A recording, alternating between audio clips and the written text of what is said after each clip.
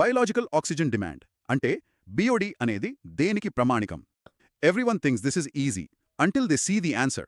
Dear aspirants, comment your answer in 10 seconds fast. Time starts now.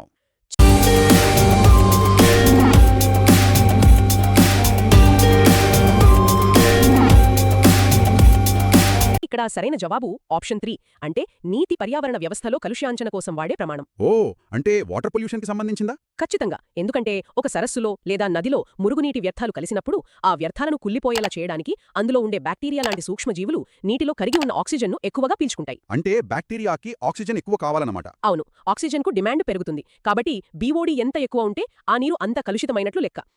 132 నుండి 137 వరకు మీ సమాధానాలను కింద ఉన్న చాట్ బాక్స్లో కామెంట్ చేయండి. ఈ ప్రశ్నలతో మీ ప్రిపరేషన్ స్థాయిని చెక్ చేసుకోండి. ఈరోజు రాత్రి 8 గంటలకు వార్ అకాడమీలో పూర్తి సమాధానాల వివరణను చూడండి. అస్సలు మిస్ అవ్వకండి. లైక్, సబ్స్క్రైబ్, కమెంట్ మరియు షేర్